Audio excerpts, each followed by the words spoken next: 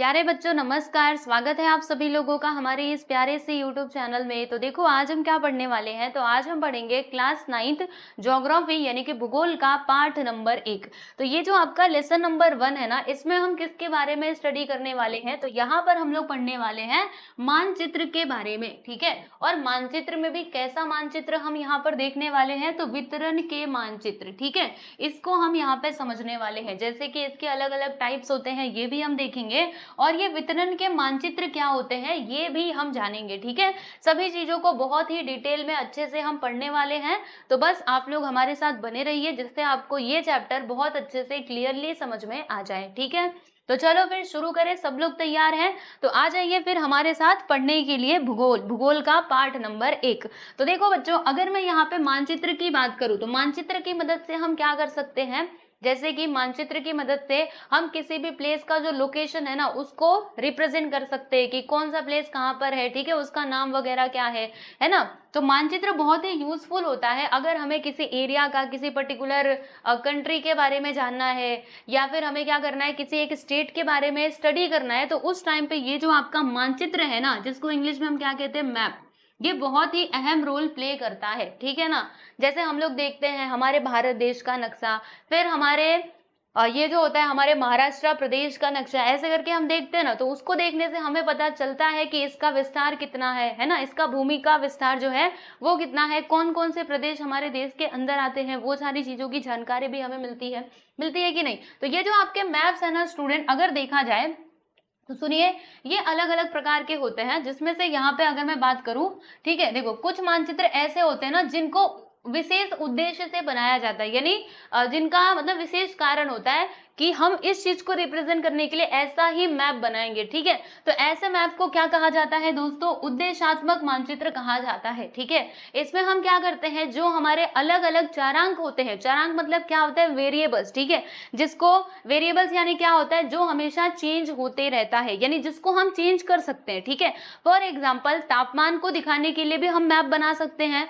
फिर अगर कहीं पे रेनफॉल दिखाना है, यानी जो बारिश है ना, ठीक है, वो हमें दिखाना है, तो उसके लिए भी आप मैप की सहायता ले सकते हो। इसके अलावा और आपको क्या दिखाना है, मान लीजिए किसी प्रदेश की, ठीक है, वहां पे उसकी जनसंख्या दिखानी है, तो इसमें भी आप क्या कर सकते हो, मैप की सहायता ले सकते हो। तो ये जो सारी चीजों का मैंने नाम लिया ना कि प्रदेश की वर्षा, तापमान, जनसंख्या, ये सभी आपके क्या है दोस्तों, चारांक। चारांक का मतलब क्या क्या होता है ना, जिसको हम चेंज कर सकते हो, जैसे कि एक्स वाई आप लोग मैथ्स में पढ़ते होंगे, है ना। तो ये आपके क्या होते हैं, वेरिएबल्स यानी कि चारांक होते हैं। तो यहाँ पे मैं उसी की बात कर रही थी, यानी ये सारी चीजों को हम लोग मैप के माध्यम से क्या कर सकते हैं, दिखा सकते हैं। लेकिन यस, मान लीजिए हमें प्रदेश की वर्षा, तापमान या फिर जनसंख्या, इनके वितरण को दर्शाना है कि कहाँ पर किस प्रकार से पॉपुलेशन बिखरी हुई है ना, कहाँ पे कितनी वर्षा होती है। अगर हमें ये सारी चीजों को दिखाना है तो फर्स्ट ऑफ ऑल हमारे पास ना सांख्यिकीय जानकारी होनी चाहिए, यानी हमें पता होना चाहिए कि इस एरिया में कितने लोग हैं। जैसे मान लो यहाँ पर एक एरिया है, अब हमें पता होना चाहिए कि इस एरिया में ना 10,000 लोग हैं या फिर 1,00,000 लोग हैं, ऐसे हमारे पास जानकारी होनी चाहिए, तभी हम उसको मैप के ऊपर क्या कर सकते हैं, रिप्रेजेंट कर सकते हैं। तो ये बहुत जरूरी है कि आपके पास ना सांख्यिकीय जानकारी होनी चाहिए उस चीज की जिसका भी आप मैप बनाना चाहते हो, ठीक है स्टूडेंट। अच्छा, फिर ये जो हमारा मैप है ना, इसकी मदद से हम क्या कर सकते हैं, तो प्रदेश के जो अलग अलग घटक होते हैं, है ना, उनके वितरण को स्पष्टीकरण दर्शाने के लिए किया जाता है। यानी कहने का मतलब क्या है कि अगर आपको किसी घटक को प्रॉपरली अच्छे से रिप्रेजेंट करना है, दिखाना चाहते हो आप उसको, तो आप ना ये जो हमारे मैप्स होते हैं, मानचित्र होते हैं, इनकी सहायता ले सकते हो, ठीक है। समझ आया? अब उसके बाद यहाँ पे समझिएगा, ऐसे मानचित्रों में घटकों का वितरण संबंधी ढांचा सरलता से समझ में आता है। जब हम ऐसे मानचित्र बनाते हैं ना, ओके, कि कौन कौन से घटक किस प्रकार से वितरण में है, मतलब किस प्रकार से इनको डिस्ट्रीब्यूट किया गया है, तो उसको देखने से हमें समझ में आता है कि इनका वितरण कैसा है, हम उसको देख करके अच्छे से अंदाजा लगा पाते हैं। तो ये बहुत इंपॉर्टेंट है, ठीक है। अब मैं आपको यहाँ पर ना मानचित्रों का ये जो वितरण है ना, अभी मैं आपको वितरण बोल रही थी, यानी कि डिस्ट्रीब्यूशन। अब इसके 3 प्रकार है दोस्तों, कौन कौन से हैं। पहला आपका बिंदु पद्धति हो जाता है, ठीक है, जिसमें हम बिंदी बिंदी बनाते हैं। लेकिन बिंदी बिंदी कहीं पर भी नहीं बनाना है, आपको बिंदी पहले काउंट करना है कि कितनी बिंदी आएंगे। अभी मैं आपको बताऊंगी करके, ठीक है। हाँ, तो पहले आप ये देखो, बिंदु पद्धति। दूसरा होता है क्षेत्र घन पद्धति, ठीक है। और उसके बाद यहाँ पे तीसरा आपका होता है दोस्तों समघन पद्धति, ठीक है। तो देखो, बिंदु पद्धति में ऐसे मैप बनेगा, और ये जो क्षेत्र घन पद्धति है इसमें ऐसे मैप बनेगा, और जो हमारा समघन पद्धति है उसमें ऐसे मैप बनेगा। ठीक है, तो ये ऐसे वैसे क्या है जरा बताओ। तो आओ ना अब एक एक करके हम डिटेल में हर चीज को पढ़ते हुए चलते हैं। ठीक है, चलिए, तो यहाँ पर हम सबसे पहले किसकी बात करेंगे दोस्तों, बिंदु पद्धति की बात करेंगे। तो इसमें क्या किया जाता है ना, आपको मान लीजिए जहां का भी आपको ये बनाना है, मतलब ये वाला मैप बनाना है बिंदु पद्धति वाला, ठीक है, तो आपको सबसे पहले वहां की सारी जानकारी को इकट्ठा करना पड़ेगा।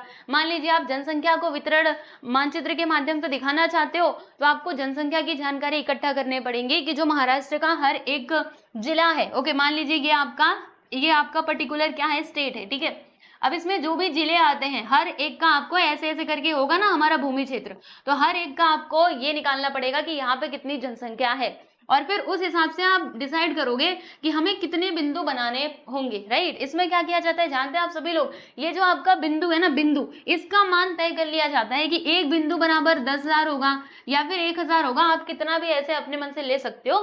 ठीक है, तो एक प्रॉपरली पैमाना लेना होता है। जैसे मान लेते हैं, आइए मैं आपको बताऊं, मान लेते हैं कि ये जो हमारा एरिया है ना, इसमें टोटल कितने लोग हैं, इसमें है यहाँ पे टोटल 10,000 लोग। ठीक है, या फिर मैं 100 लोग ले लेती हूँ। ठीक है, यहाँ पे ना 100 लोग हैं, और फिर उसके बाद मैंने यहाँ पर क्या किया, मुझे ना इसको बिंदु पद्धति से दिखाना है, तो मैंने यहाँ पे डिसाइड किया कि ये एक बिंदु बराबर कितने लोग होंगे, 10 लोग होंगे, ऐसा मैंने मान लिया है। तो बोलना जरा इसके अंदर हमें कितने बिंदु बनाने पड़ेंगे, तो इसके अंदर हमें इतने बिंदु बनाने पड़ेंगे। भाई कितने बनाने पड़ेंगे, 10 टे बनाने पड़ेंगे, है ना।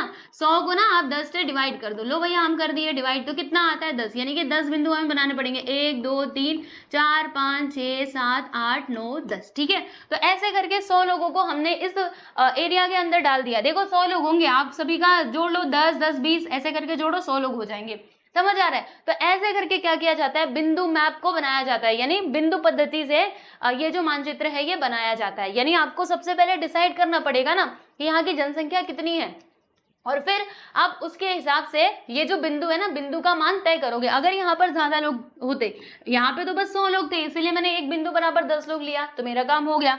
लेकिन वहीं इसकी जगह पे अगर 1 लाख होते, ठीक है, और फिर मैं एक बिंदु बराबर 10 लोग लेती ना, तो काफी यहाँ पे हमें ज्यादा बिंदु दिखाने पड़ते। ठीक है, कितने बिंदु दिखाने पड़ते, 1 लाख को जरा ये जो 10 है ना, इससे काट करके देखो, इससे ये कट गया, यानी कि 10,000 बिंदु दिखाने पड़ते। अब 10,000 बिंदु आप कैसे दिखाओगे बताओ।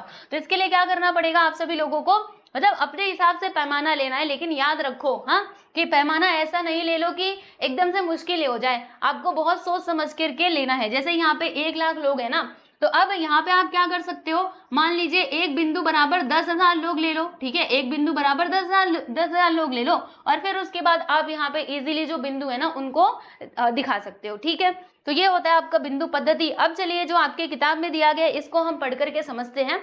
वैसे तो मैंने आपको बता ही दिया, और एक और बात बताऊं, इसमें जो हमारा बिंदु है ना वो फिक्स रहता है कि उसका साइज क्या होगा, मतलब उसका जो साइज है ना, यहाँ पे मैं लिख देती हूँ साइज, ये क्या होता है भाई, फिक्स होता है, याद रखना हमेशा। ठीक है, ऐसा नहीं कि आपने यहाँ पे बनाया ऐसा बिंदु और यहाँ पे जाके ऐसे बना दिया, यहाँ पे जाके ऐसे बना दिया, ऐसे नहीं चलेगा। फिर आपका जो मानचित्र आप बनाए हो ना पूरा के पूरा काट दिया जाएगा, इसीलिए बी केयरफुल।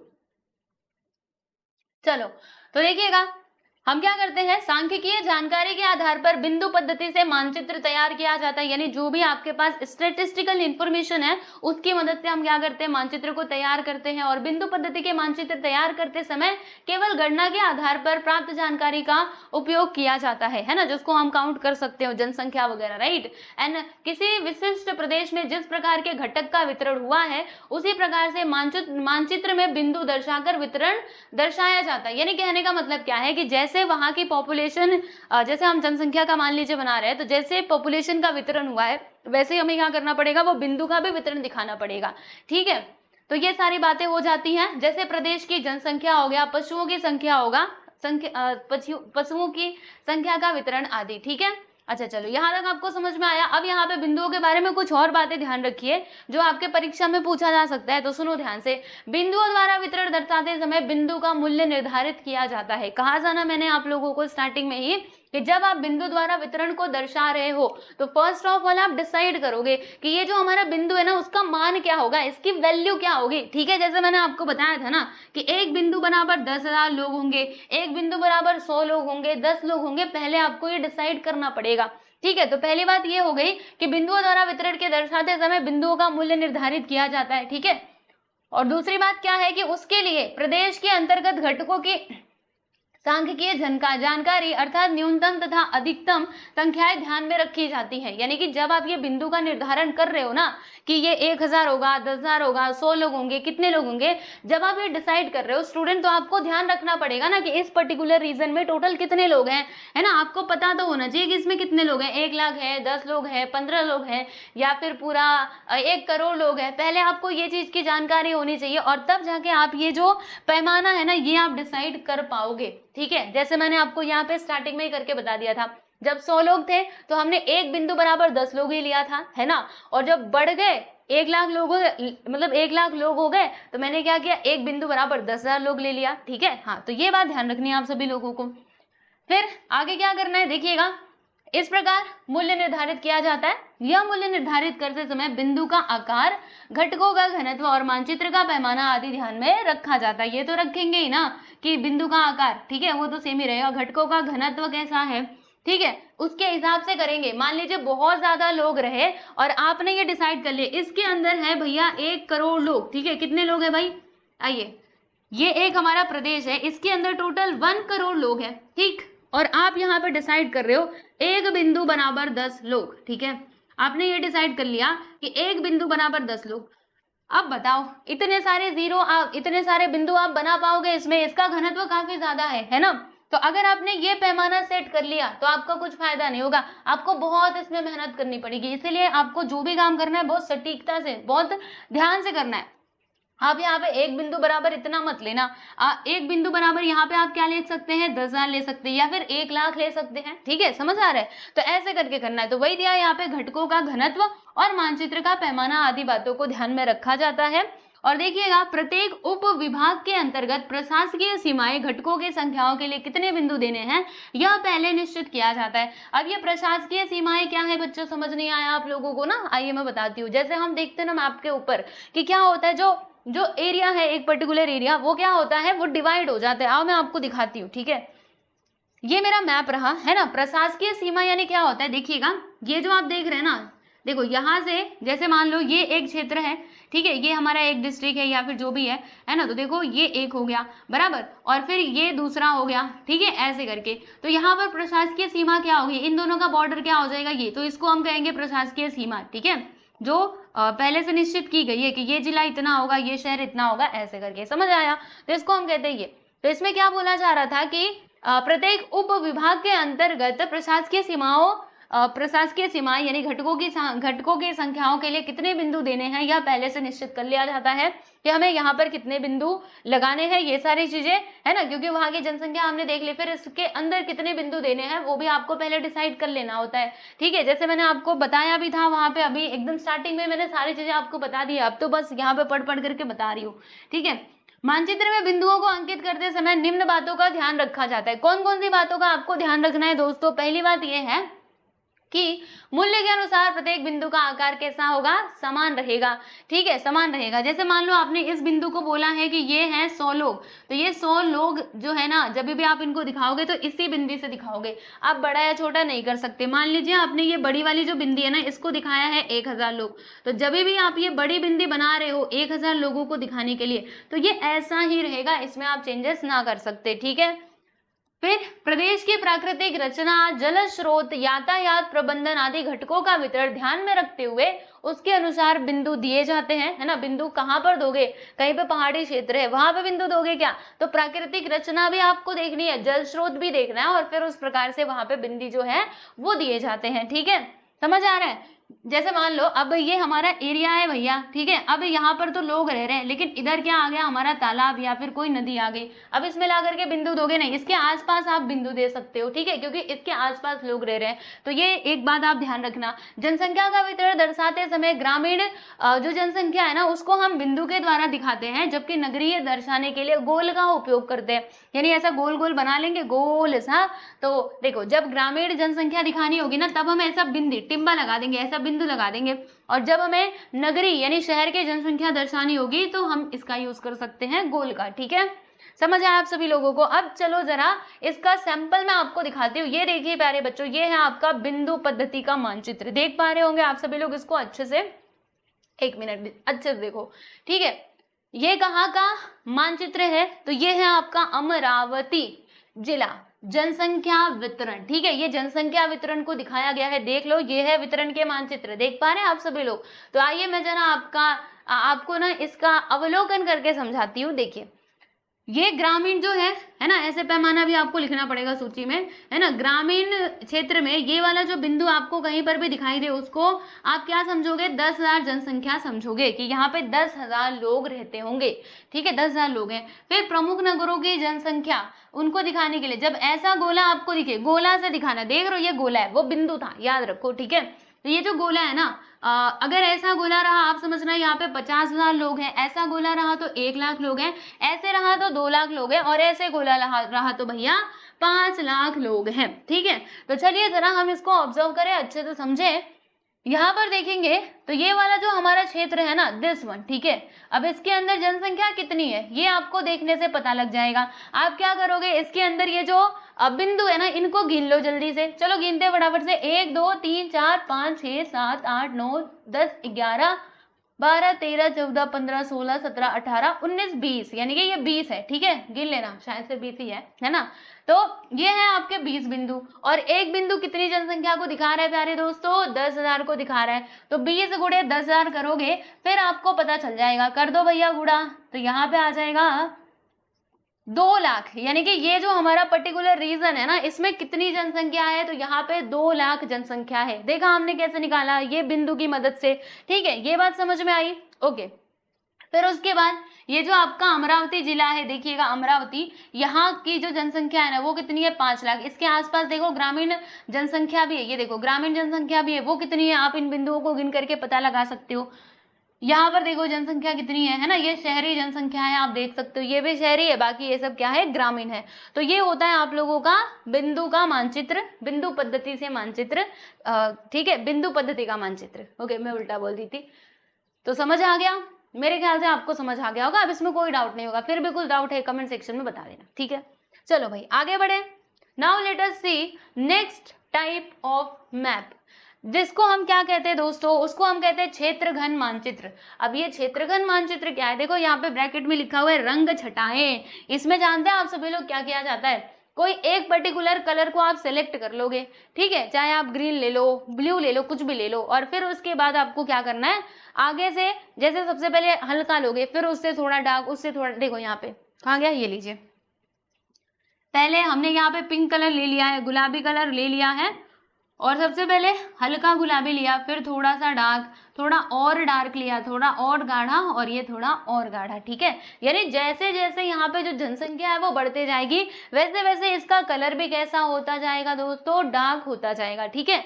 तो यहाँ पर अगर मैं बात करूँ क्षेत्र घन मानचित्र की ना, तो इसमें आपको 2 टाइप के मानचित्र देखने के लिए मिलेंगे। कौन कौन से? एक तो ऐसा रंग छटाओं वाला आपको देखने के लिए मिलेगा, और दूसरा कैसा मिलेगा भैया? एकदम से सीधा, स्लेटी, सिंपल, ये देखो ऐसा मानचित्र देखने के लिए मिलेगा। तो ये कैसा है? ये भी क्षेत्र घन मानचित्र ही है। ओके, कृष्ण धवल आकृतिबद्ध। कृष्ण धवल, कृष्ण यानी क्या होता है? काला, और धवल यानी क्या होता है? सफेद, यानी कि सफेद और काला दोनों का मिक्सचर। ये इस प्रकार का मानचित्र आप लोग यहाँ पर देख सकते हो। तो ये भी आपका क्षेत्र घन मानचित्र है, और जो मैंने पीछे दिखाया वो भी आपका क्षेत्रघन मानचित्र ही है। हाँ बिल्कुल सही जी, आप एकदम सही पकड़े हो, राइट। इतनी बात समझ में आई। अब बच्चों इसमें हम करते क्या है, देखिए बाद में हम पढ़ेंगे टेक्स्ट बुक में क्या लिखा है, पहले सुन लो मेरी बातों को, ठीक है। क्योंकि देखो जो पैराग्राफ दिया ना उसको आप पढ़ोगे, चांसेस है कि भूल जाओ, लेकिन जो मैं आपको अभी बता रही हूँ ना इसे आप ध्यान से सुन लोगे, आप नहीं भूलोगे, आपको एग्जाम में याद आ जाएगा कि अरे हाँ हाँ हमने तो ये उस दिन सुना था, ठीक है। इसीलिए बातों पे पहले एकदम आपका नजर होना चाहिए। बातों पे नजर कैसे गड़ाओगे, लेकिन फिर भी सुनो कान से, ठीक है। तो देखिए यहाँ पर क्या कहा गया है, मैं अगर आपको बताऊं, इसमें हम क्या करते हैं, ये जो हमारा क्षेत्रघन मानचित्र है ना, फर्स्ट ऑफ ऑल आपको यहाँ पर ना क्या करने होते हैं, क्लासेस बनाने होते हैं। अब ये क्लासेस क्या है भाई? क्लासेस मतलब आप जानते हो, क्लासेस यानी ना हम क्या करेंगे यहाँ पर इनको डिवाइड करेंगे, ठीक है। कैसे, मैं आपको बताती हूँ। जैसे 100 से कम वाले, आपको याद है ऐसा याद तो नहीं होगा क्योंकि अभी आप 9th में नया नया आए हो ना, तो 9th में आप सीखोगे जब आप मैथ्स पढ़ोगे ना, मैथ्स, ठीक है। तो मैथ्स का जो आपका मैथ्स 1 यानी कि अलजेब्रा का जो चैप्टर नंबर 7 है ना, उसमें आपको ये क्लास आएगा, ठीक है। तो आप सुन लोगे अभी हम करते क्या है क्लास में, पर्टिकुलरली हम ना क्लासेस बनाते हैं, जैसे कि मान लीजिए 10 से लेकर के 20, जैसे मान लीजिए कई सारे बच्चे यहाँ पे दिए गए हैं अलग अलग एजेस के, जैसे कोई 10 साल का है, कोई 20 साल का है, कोई 11 साल का है, कोई 5 साल का है। ठीक है, तो हमने यहाँ पे क्लास बना दी। क्या बनाया कि 0 से 5 वर्ष तक के बच्चों को ना हम इस क्लास में रखेंगे, और फिर 5 से 10 वर्ष तक के बच्चों को हम यहाँ पर रखेंगे, और 10 से लेकर के 15 वर्ष तक के बच्चों को हम इसमें रखेंगे। ठीक है, ऐसे करके तो मैंने क्या किया, क्लास बना दिया ना। जो 0 से लेकर के 5 वर्ष तक के बच्चे वो सारे के सारे यहाँ पर आ जाएंगे, 5 से 10 वाले कहाँ पर आएंगे, यहाँ पर आएंगे। ठीक है, ये 10 से 15 वाले प्यारे दोस्तों यहाँ पर आ जाएंगे। समझ रहे हैं आप सभी लोग? यानी इसमें हम क्या करते हैं, पर्टिकुलरली ना क्लासेस बना देते हैं। ठीक है, तो देखिए यहाँ पे क्लास बनाया गया है। तो 100 से कम वाले जो भी जनसंख्या वाले प्रदेश रहेंगे, जो भी यहाँ पे भूभाग रहेगा, वहां पे आपको ऐसा कलर देखने के लिए मिलेगा। तो मुझे जरा एक बात बताओ, अच्छा पहले हम क्या करते हैं, सुनिए। पहले हम ना सारा जो डेटा है, सारा जो स्टैटिस्टिकल सांख्यिकीय जानकारी है उसको इकट्ठा करते हैं, और फिर उसके बेसिस पे हम ये क्लास जो है इनका निर्धारण करते हैं। ठीक है, तो आप 7 to 8 क्लासेस, मतलब यहाँ पे कितनी 5 क्लासेस बनाई गई है ना, तो 6-7 भी बनाया जा सकता है, चलेगा। आप अपने अकॉर्डिंग देखो कि यहाँ पे पॉपुलेशन जो है वो कितनी है, और उस हिसाब से आप डाक करते हुए जा सकते हो। ठीक है, तो देखो आपने ये क्लासेस बना ली है ना। अब आप यहाँ पे करोगे क्या, यहाँ पे क्या करोगे, इसके ऊपर ना सबको दिखाओगे। जैसे 100 से कम वाली जो जनसंख्या वाला भूभाग है वो कौन कौन सा है, तो ऐसा कलर आपको जहां पर दिखे आप समझ जाना कि वहां पे 100 से कम की भी जनसंख्या है। ये देखो, ठीक है, जनसंख्या वितरण की बात चल रही है, ये देखो यहाँ पर। ठीक है, फिर उसके बाद ये देखना 101 से 200, अब इसके बीच में आने वाले कौन कौन से प्रदेश हैं, तो इसके बीच में आने वाले मेरे ख्याल से ये है, इसका कलर है ना, नांदगांव खंडेश्वर, चांदुर रेलवे, धामनगांव रेलवे। ठीक है, फिर उसके बाद ये कलर कहाँ पे दिख रहा है भाई, इधर दिख रहा है। ये कलर कहाँ पे दिख रहा है, नहीं ये कलर सोचो, ये कलर ये है क्या, हाँ ये देखो ऐसे। तो आप देख सकते हो, और इसकी मदद से आप समझ सकते हो कि इस जनसंख्या वाले लोग जो है वो कहाँ कहाँ पर हैं। ठीक है, ये देखो यहाँ पे जनसंख्या का घनत्व प्रति वर्ग किलोमीटर, यानी प्रति वर्ग किलोमीटर में जनसंख्या का घनत्व यहाँ पे बताया गया है। ठीक है दोस्तों, समझ आया आप सभी लोगों को? तो ये होता है क्षेत्रघन पद्धति। देख लीजिए, इसमें इस प्रकार से मानचित्र बनाए जाते हैं। इसमें भी जनसंख्या का वितरण ही दिखाया गया था, यहाँ पर भी जनसंख्या का वितरण ही दिखाया गया है। बस डिफरेंस क्या है, उसमें हमने कोई कलर लिया था, इसमें हम कलर नहीं लेते हैं, बस ये छोटे छोटे बॉक्स ही बनाते हैं। जैसे यहाँ पे अगर आपने ऐसा बॉक्स बनाया तो वो 100 से कम वाली जनसंख्या को दिखाएगा, ओके, कि यहाँ का जनसंख्या घनत्व कितना है प्रति वर्ग मीटर में। फिर 101 से लेकर के 200, तो इसको थोड़ा और हम क्या करेंगे, थोड़ा सा और इसको यहाँ पे लाइन खींच देंगे, फिर ऊपर जाएंगे तो एक और लाइन खींचेंगे, फिर उसके बाद और लाइन खींचेंगे, उसके बाद फिर से हमने और लाइन, जानते हो कैसे खींच रहे हैं, ऐसे ऐसे करके इसी को डिवाइड करते जा रहे हैं। ठीक, और फिर उसके बाद हमने क्या किया, मैप के अंदर जो मानचित्र था इसमें उस प्रकार से ये चीजों को बना दिया है। ठीक है, तो ये भी आपका समघन मानचित्र ही है, समघन का मानचित्र आप यहाँ पे देख सकते हो। ठीक है, तो चलो बच्चों, समघन है, समघन नहीं क्षेत्रघन, सॉरी मैं गलत बोल रही थी। ठीक, तो चलो आप समझते हैं कि आपके टेक्स्ट बुक में कौन कौन सी बातें दी गई हैं, जरा हम उनको देखें। तो देखो, इस मानचित्र में भौगोलिक घटकों की सांख्यिकीय जानकारी विभिन्न छाया अथवा रंग छटाओं द्वारा दर्शाई जाती है। बिल्कुल सही, हम लोग रंग छटाओं की मदद से ही तो हर चीज को दिखा रहे थे ना, अभी हमने ऊपर देखा था। ठीक है, अच्छा और क्या किया जाता है, ये मानचित्र तैयार करते समय घटकों का मापन, सर्वेक्षण आदि प्रक्रियाओं के द्वारा प्राप्त सांख्यिकीय जानकारी का उपयोग किया जाता है। यानी जब आप ये मैप बना रहे हो ना, तो आप क्या करते हो, हर चीज की जो जानकारी है, जैसे सांख्यिकीय जानकारी, यहाँ की जनसंख्या का घनत्व कितना है, 1 वर्ग किलोमीटर में कितने लोग रह रहे हैं, ये सारी चीजें आप क्या करते हो, पहले पता करते हो। ठीक है, और उस डेटा के आधार पर आप इस प्रकार से जो मानचित्र है वो यहाँ पर बनाते हो। ठीक है, इसमें प्रदेश के प्रत्येक उप विभागीय घटकों के लिए एक ही मूल्य दिया जाता है। यानी कि जो आपके उप विभागीय घटक होते हैं, इसका मतलब क्या हुआ, वही जो हमने प्रशासकीय सीमा देखी थी। ठीक है, तो उसके लिए एक ही मूल्य दिया जाता है कि यहाँ पे जनसंख्या इतनी हो सकती है, राइट। जैसे इसमें हमने देखा था ना, ये देखो ऐसे करके हमने डिवाइड कर दिया था कि भैया अब यहाँ की जनसंख्या ना समझ लो कैसी है, 101 से 200 के 20 तक आती है। ठीक है, ये वाला कलर है ना, देख लेना ये वाला कलर है शायद। ठीक है, फिर यहाँ की जनसंख्या कितनी है, यहाँ से 100 से भी कम है। ठीक है, यानी एक उप विभागीय यानी कि जो प्रशासकीय सीमा है ना, उसके लिए हम एक ही वैल्यू लेते हैं, बार बार चेंज नहीं करते कि यहाँ पे कुछ और कलर, यहाँ पे कुछ और कलर, ऐसा नहीं करते हैं, ठीक है। क्योंकि हमने इसको क्लास में बांट दिया ना, तो इस क्लास के अंतर्गत हम देखेंगे कि इस क्लास के अंतर्गत कौन सा भूप्रदेश आ रहा है, तो वहां पे जाकर के ऐसे कलर कर देंगे। हम देखेंगे कि ऐसा इस क्लास में कौन आ रहा है, कौन सा भूभाग आ रहा है, उसको जाकर के कलर कर देंगे, ठीक है। तो याद रखिएगा, इसमें प्रत्येक ये उप विभाग को क्या करते हैं हम लोग, मतलब एक ही प्रकार से ट्रीट करते हैं। देखो लिखा था ना, कहाँ पर गया, इसमें प्रत्येक उप विभागीय घटकों के लिए एक ही मूल्य दिया जाता है, ठीक है, अलग अलग हम नहीं देते। जैसे उसमें हम दे रहे थे वो बिंदु वाले में कि हर एक प्रदेश में अलग से वो बिंदु बना रहे थे, है ना, अलग अलग नंबर होते थे, बट यहाँ पे ऐसा कुछ होता नहीं है, ठीक है। अच्छा, और आगे का बताओ, आगे क्या होता है। आगे ये होता है कि प्रदेश के अंतर्गत क्षेत्रीय विभाग के घटकों का न्यूनतम एवं अधिकतम मूल्य ध्यान में रखा जाता है। ये भी तो हम लोग उसमें भी रखते थे कि न्यूनतम और अधिकतम मूल्य इसका कितना है। फिर इसके पश्चात 5 से 7 वर्गों में विभाजित किया जाता है। हमने किया ना 5 या फिर 7 वर्गों में हमने उसको विभाजित किया, आपने देखा नहीं क्या, ये देखिए किया कि नहीं, अच्छे से देखो, यहाँ पर 1 2 3 4 5 किया ना। तो ऐसे करके हम लोग विभाग बना लेते हैं और प्रत्येक वर्गानुसार एक ही रंग, याद रखना, एक ही रंग या फिर कृष्ण धवल जो अभी मैंने आपको दिखाया था, है ना, यानी काला और सफेद आकृति बंद उपयोग में लाया जाता है। इसका उपयोग करते समय बढ़ते मूल्यानुसार रंग क्या होते जाते हैं, तो गहरे होते जाते हैं और इनके मूल्य वर्ग के अनुसार मानचित्र पर दर्शाया जाता है, ठीक है बच्चों। तो इस प्रकार से हम लोगों का होता है हमारा दूसरा टाइप का मानचित्र, विच इज क्षेत्रघन मानचित्र, ठीक है। चलिए, तो यहाँ पर मैंने ये भी बातें आपको बता दी है और ये फिगर में भी आपको दिखाई दिया, तो आई होप कि समझ में आ गया होगा। अब हम बात करेंगे हमारे अगले टाइप के मानचित्र की, जो क्या है, समघन मानचित्र। तो भैया ये समघन मानचित्र क्या होता है, तो समघन मानचित्र से आप लोग भली भांति परिचित हो, आपने पहले भी पढ़ा है, याद कीजिए। क्या याद करना है, समुच्च रेखा वाला मानचित्र याद है, जिससे हम क्या करते थे, जैसे एक पर्टिकुलर प्रदेश में अगर हमें ये जो होते हैं ना पहाड़ पर्वत, ठीक है, अगर मैदानी इलाका है कहीं पर तो उसको दिखाना है तो हम इसका यूज किया करते थे ऊंचे नीचे रास्तों के लिए, ठीक है, ऐसे ऐसे करके, समझ आ रहा है। तो वो हमारा समुच्च रेखा हो गया। फिर उसके बाद समदाब रेखाओं के मानचित्र। समदाब रेखाओं के मानचित्र कैसे होते हैं, जैसे मानचित्र में कोई भी हमारा एरिया है ना, तो अब यहाँ पे हम देखेंगे जहां जहां पर समान दाब होगा, जैसे यहाँ पर, ठीक है, यहाँ पर समान दाब है, तो इनको हम ऐसे ऐसे करके ज्वाइन करते जाते थे, ऐसे करके लाइन्स हम बनाते थे, याद कीजिए, है ना। तो वही है कि समदाब रेखाओं के मानचित्र देखे हैं, है ना। तो ये सभी क्या है, ये सभी हमारे समघन पद्धति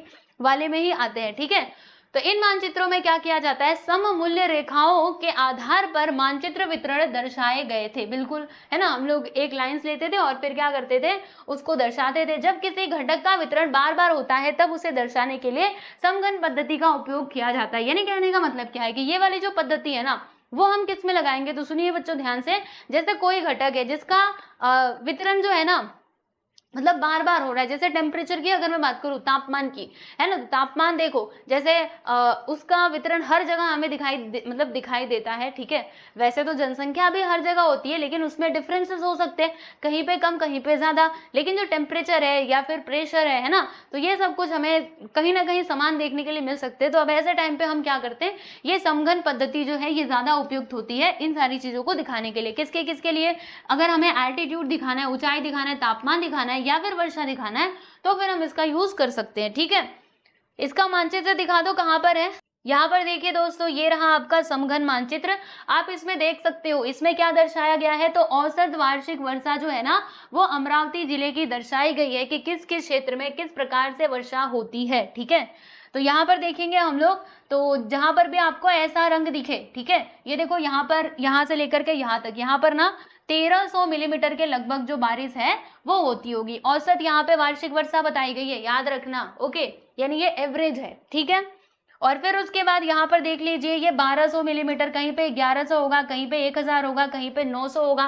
कहाँ पर होगा भैया 900, ये देखो ये वाले एरिया में, ठीक है। उसके बाद ये 800 की अगर मैं बात करूँ तो 800 कहाँ पर होगा, यहाँ पर होगा। फिर 700 वाला एरिया भी यहाँ पे दिखाया गया, आप देख सकते हो। तो ये होता है आप लोगों का समघन मानचित्र। आपको याद है जैसे हम क्या किया करते थे, पहले की क्लासेस में ये वाले मानचित्र बनाया करते थे, देखो आइसोबार्स, ठीक है। जैसे वहां पे एक लिखा हुआ था ना, अब मैं आपको दिखाऊं, वो सभी भी इसी टाइप के मैप थे, यानी समघन मैप ही हुआ करते थे। जैसे समुच्च रेखा हो गया, यानी इसमें हम रेखाओं का यूज करके जो भी चीजें होती है ना, जो भी वेरिएबल्स होते हैं उनको यहाँ पे रिप्रेजेंट करते हैं, ठीक है। जैसे ये समदाब रेखाओं के मानचित्र जो हुआ करते थे, ये किसका एग्जाम्पल है, ये समघन मानचित्र का ही एग्जाम्पल है। इसके अलावा समुच्च रेखा भी, ठीक है। तो ये सब कुछ समझ आया, तो ऐसे करके ये है, आप देख सकते हो। और बाकी सारी चीजें तो मैंने आपको बता ही दी है। आइए जरा कुछ और बातें करते हैं इनके बारे में। तो इन मानचित्रों के लिए प्रदेश के कुछ स्थानों की ऊंचाई, तापमान, वर्षा आदि की सही सांख्यिकीय जानकारी प्राप्त करनी होती है। यानी अगर आपको मानचित्र बनाना है तो आपको सबसे पहले जो सांख्यिकीय जानकारी है उसका पता लगाना पड़ेगा ना, कि यहाँ पे किस प्रकार से हमें डिस्ट्रीब्यूशन दिखाई दे रहा है, और तब जाके हम क्या कर पाएंगे, प्रॉपरली मैप जो है वो बना पाएंगे, ठीक है। यह भी ध्यान में रखा जाता है कि आसपास के दो स्थलों की ऊंचाई का अथवा वर्षा का अंतर क्या हो प्यारे दोस्तों, समान हो, ठीक है। और इसमें क्षेत्र के अंतर्गत उप विभागों का विचार नहीं किया जाता। जैसे हम वहां पे उन दोनों मैप में कर रहे थे ना, जब चाहे बिंदु वाली हो या फिर जो दूसरा वाला हमारा मैप था, उसमें वो जो हमारा ये होता था प्रशासकीय उप विभाग, ठीक है, प्रशासकीय सीमा, उसका हम मतलब उसको कंसिडर कर रहे थे, लेकिन इसमें नहीं करते। इसमें देखो प्रॉपरली ऐसे करके दिखा दिया गया है कि यहाँ पे औसत वार्षिक वर्षा ऐसे होती है, ठीक है, इस एरिया में ऐसे होती है। यानी जो प्रशासकीय ऐसे सीमा जो थी ना, उसको हमने यहाँ पे कंसिडर नहीं किया। तो याद रखिएगा, इसमें वो सारी चीजों को कंसिडर नहीं किया जाता है, ठीक है प्यारे दोस्तों, समझ आया। अच्छा, और क्या होता है, और ये होता है कि सांख्यिकीय जानकारी ही उस स्थान की होती है, ठीक है।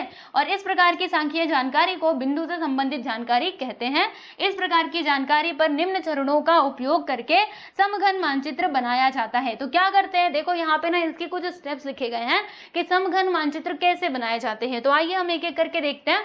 पहली बात यह है कि आप क्या करोगे कि सबसे पहले चरों का मूल्य लिखा जाता है, ठीक है। और इस पद्धति में जितने अधिक स्थानों का मूल्य ज्ञात होगा उतना वितरण का अनुबंध अधिक निर्दोष बनाया जा सकता है। यानी जितना आपको सटीक जानकारी रहेगी, ओके, यानी अधिक स्थानों का कि यहाँ पे वितरण किस प्रकार से, यहाँ पे कितनी बारिश होती है, यहाँ पे कितनी होती है, यहाँ पर कितनी होती है, जब आपको पता रहेगा तब आप क्या कर पाओगे, प्रॉपरली यानी अधिक निर्दोष जो है आपका मैप बनाया जा सकता है, ठीक है। तो आप ये सारे काम पहले कर लोगे। चरों का जो मूल्य है वो लिखा जाता है, मानचित्र से संबंधित किसको हमें कितना रखना है, ठीक है। और उसके बाद देखो, पहला समघन मानचित्र तैयार करते समय घटकों का अधिकतम और जो न्यूनतम मूल्य है ना, वो ध्यान में रखते हुए वर्गांतर निश्चित किए जाते हैं जो रेखाओं के बीच की दूरी को निश्चित करते हैं, ठीक है। जैसे हमने यहाँ पे डिसाइड किया था ना, देखो पहले ये 1300 लिया, फिर जाके 1200 लिया, ठीक है, फिर यहाँ पे 1100 ले लिया, तो कितने कितने का अंतर आ रहा है, 100 का अंतर आ रहा है ना। तो वहां पे न्यूनतम और जो अधिकतम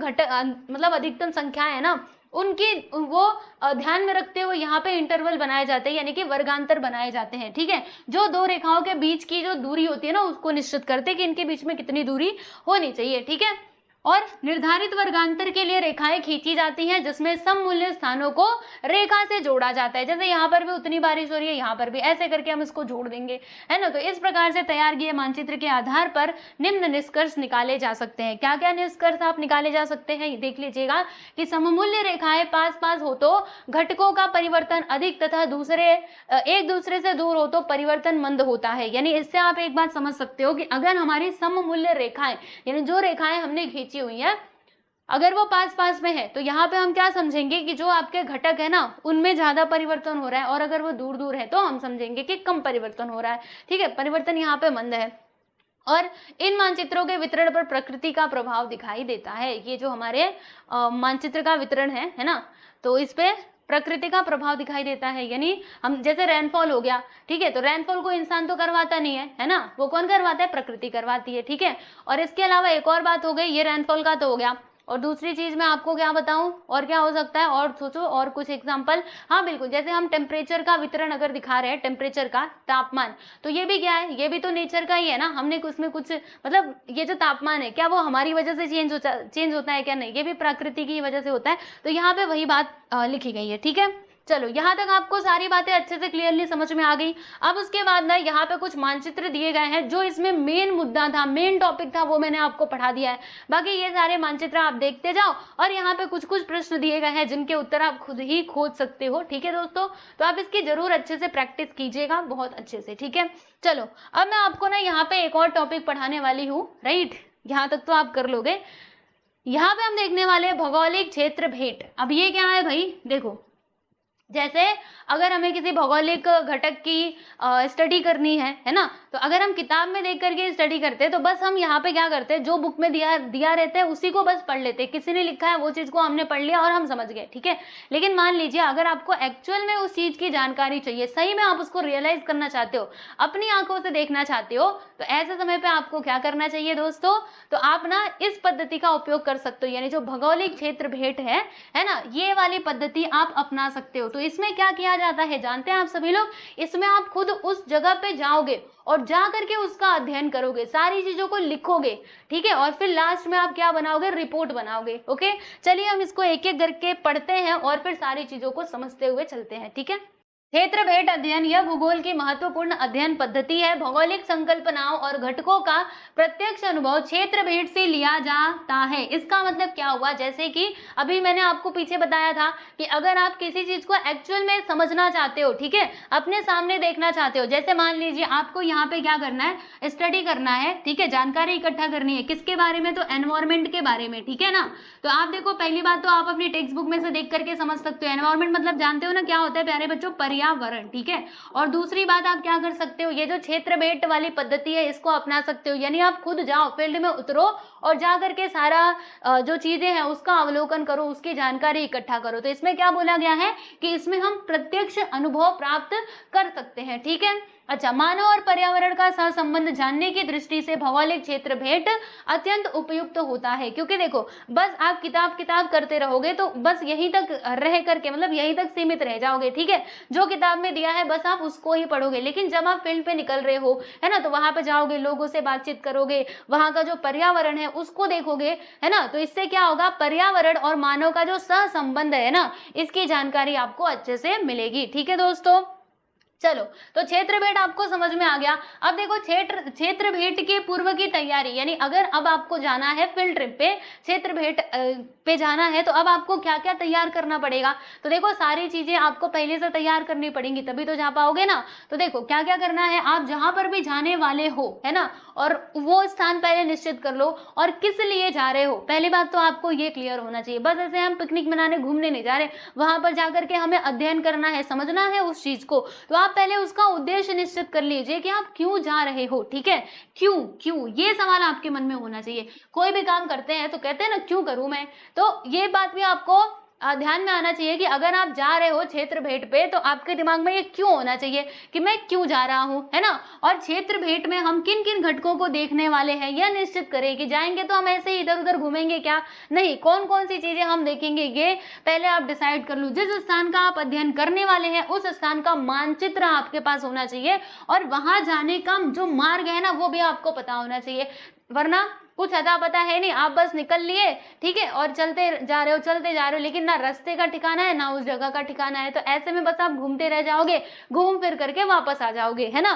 तो आपको क्या करना है, आपको सारी चीजें जानकारी इकट्ठा करनी है, उसका मानचित्र कैसा होगा, मार्ग कैसा होगा, और क्षेत्र भेद के स्थान की दूरी, वहां जाने के लिए परिवहन मार्ग, है ना, आप बस से जाओगे या फिर गाड़ी से जाओगे, ये सब कुछ भी आपको पता होना चाहिए। यातायात साधनों तथा क्षेत्र भेद के लिए आवश्यक कालावधि अथवा आदि संबंध में नियोजन करना चाहिए, यानी कि जब आप जा रहे हो ये क्षेत्र भेद पे तो आपको कितना टाइम लगेगा, 1 दिन का, 2 दिन का, 3 दिन का, 5 दिन का, ऐसे करके ये सारी जानकारी जो है वो आपको पता होनी चाहिए, ठीक है। इसके लिए आप अपने टीचर्स की सहायता ले सकते हो, क्योंकि टीचर्स ही आपको ये क्षेत्र भेद अध्ययन के लिए लेकर के जाएंगे, है कि नहीं। फिर क्षेत्र का चुनाव करना है, यानी आपने डिसाइड तो कर लिया हमें जाना है, लेकिन भैया जाना कहाँ है ना, तो आपको चुनाव करना पड़ेगा कि आपको किस बारे में स्टडी करना है। तो देखिएगा, भौगोलिक क्षेत्र भेद का आयोजन विभिन्न घटकों के अध्ययन हेतु किया जा सकता है। तो आप पहले डिसाइड करोगे ना कि मैं कहाँ जाऊँ, प्राकृतिक भूरूप देखने के लिए, यानी जो भूमि है प्राकृतिक उसको देखने के लिए, या फिर नदी का किनारा, या फिर आप कोई बांध देखना चाहते हो, या फिर समुद्र का तट देखना चाहते हो, पर्यटन स्थान, भौगोलिक घटक, है ना, या फिर कोई संग्रहालय देखने जाना है, या फिर किसी देहात गांव को देखने जाना है, किसी कार्यालय में जाना है, आपको पहले ये डिसाइड करना पड़ेगा कि हमें किसके बारे में स्टडी करनी है और हम कहाँ जाएं, ठीक है। वरना आपको स्टडी करना है एनवायरमेंट के बारे में और आप पहुंच गए, कहाँ पे पहुंच गए भाई, ये कार्यालय में पहुंच गए, तो कार्यालय में जाओगे तो कार्यालय वाली जानकारी मिलेगी ना, ओके, तो ये बात भी ध्यान रखना। फिर स्थानीय परिस्थिति की जानकारी लेते हुए घटक निश्चित करें और भेंट हेतु आवश्यक अनुमति पत्रों को प्राप्त करें। ठीक है, यानी अगर आप किसी कार्यालय में जा रहे हो तो पहले ही कार्यालय से पूछ लीजिए, अनुमति ले लीजिए कि हम आने वाले हैं इस दिन। ठीक है, पहले से आप परमिशन लेकर के रखो। तो यहाँ पे वो सारी बातें हैं। और क्या क्या लेना है भाई, तो देखो आपको यहाँ पे एक नोंद पुस्तिका यानी कि नोटबुक ले लेना है। देखो क्योंकि लिखोगे कहाँ पे, नोटबुक ले लेना। नमूना प्रश्नावली, अब ये क्या है भैया, क्वेश्चनायर इसको कहते हैं। यानी कि जब आप वहां पे जा रहे हो तो कौन कौन से सवालों के जवाब आप खोजने के लिए जा रहे हो, तो आप ना वो सारे क्वेश्चंस को लिख लोगे। ठीक है, तो वो है आपका नमूना प्रश्नावली, ये है आपका नोंद पुस्तिका यानी कि नोटबुक। ठीक है, वो ले लेना। फिर पेन ले लेना, पेंसिल ले लेना, मापन पट्टी स्केल भी ले लेना, टेप भी ले सकते हो, दिशा सूचक यंत्र यानी वो यंत्र जो डायरेक्शन बताता हो। ठीक है, कहीं जंगल में आप चले गए, घूम गए, आपको पता ही नहीं उत्तर कहाँ दक्षिण कहाँ, तो उस टाइम पे ये हेल्प कर सकता है दिशा सूचक यंत्र। ठीक है, फिर नमूना संकलन के लिए आप थैली ले सकते हो। ठीक है, थैली में अगर कुछ भी नमूना आपको मिलता है, ठीक है, कोई स्पेशल चीज, तो आप उसमें रख सकते हो। मानचित्र ले लो, कैमरा ले लो, दूरबीन है ना, दूरबीन दूर दूर की चीजों को देखने के लिए।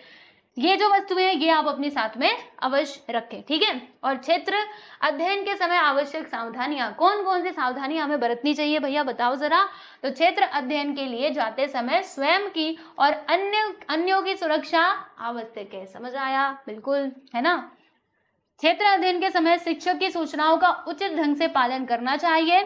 अति दूर अनजाने स्थल पर अकेले नहीं जाना चाहिए, है ना, वरना आप ऐसे कर रहे हो कि अब टीचर्स ने तो ला दिया भैया अध्ययन करने के लिए, ठीक है, वो किसी से बात करने में लग गए या फिर कहीं और चले गए और आप होके कहीं पर भी निकल लिए, तो ऐसे काम नहीं करने चाहिए। अगर आपको कहीं जाना है टीचर से पूछ करके जाइए। ठीक है, फिर क्षेत्र अध्ययन के स्थानों पर होते समय स्थानीय लोगों से संपर्क करके वहां की स्थिति का जायजा लेना चाहिए।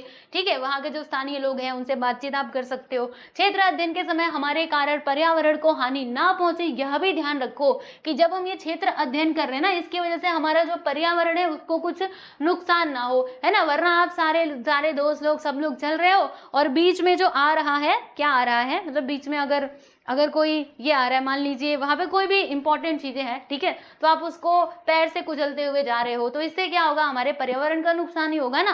तो ये सारी चीजों का भी ध्यान रखना है। ठीक है दोस्तों, ओके, मतलब गए वहां पे पैरों से भी कुचला पेड़ पौधों को, इसके अलावा आपने पेड़ भी तोड़े, ठीक है, तो ये सब गलती करोगे तो ये गड़बड़ वाली बात हो जाएगी, इसीलिए ये सब बातों का ध्यान रखना है। और यस, इसके साथ साथ आप लोगों को ये जो प्रथमोपचार पेटी है ना, ये भी आप लोगों को अपने साथ में रखना चाहिए। प्रथमोपचार पेटी क्या होता है मैं आपको बताती हूँ। देखो, इसको नाम से समझने की कोशिश करो। प्रथम उपचार यानी पहली बार जैसे उपचार, जैसे मान लीजिए आपको चोट लग गई है ना, जब नॉर्मली चोट लगती है तो हम क्या करते हैं, जल्दी से उसके ऊपर कोई डेटॉल वगैरह है ना, या फिर कोई एंटीसेप्टिक जो चीज होती है वो हम यहाँ पे लगा देते हैं कि जो घाव है ना वो क्या हो, ठीक हो जाए। ठीक है, इसीलिए लगाते हैं ना। तो वो क्या है, आपका प्रथमोपचार पेटी यानी वो जो फर्स्ट एड बॉक्स होता है ना, आप लोगों के घर में भी होता होगा, जिसके अंदर अगर छोटी मोटी कहीं पे चोट लग गई, किसी का कट गया, तो वो सारे चीजों को हैंडल करने के लिए उसमें सब कुछ रखा हुआ होता है। ठीक है ना, तो वो है प्रथमोपचार पेटी, तो वो भी आपके पास होना चाहिए, राइट। तो ये सारी चीजों का ध्यान रखिए। फिर आप गए वहां पे, अच्छे से सारी चीजों के बारे में जानकारी इकट्ठा की और फाइनली भेंट पूर्ण होने पर प्राप्त जानकारी के आधार पर वृत्तांत लेखन कीजिए, यानी अब आपको रिपोर्ट बनाना है ना। तो सबसे पहले उसकी प्रस्तावना लिखोगे यानी इंट्रोडक्शन, ठीक है। फिर उसके बाद स्थान एवं मार्ग मानचित्र, फिर प्राकृतिक घटक, उसके बाद जलवायु, जनसंख्या, पर्यावरणीय समस्या एवं उपाय, फिर भूमि उपयोजन, और उसके बाद लास्ट में आपका आएगा निष्कर्ष यानी कि कंक्लूजन। ठीक है, कि आपने इन सब से क्या कंक्लूजन निकाला, ये सारी चीजें। ठीक है, तो ये था बच्चों आप लोगों का लेसन नंबर 1। आप देख सकते हो यहाँ पर ये होता है कंप्लीट, पूरा के पूरा हमने कंप्लीट कर लिया है, हर एक चीज को हमने समझा।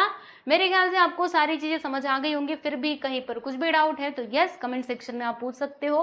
ठीक है दोस्तों, चलिए आज के लिए इतना ही, मिलेंगे नेक्स्ट वीडियो में। सब लोग अपना ध्यान रखिए।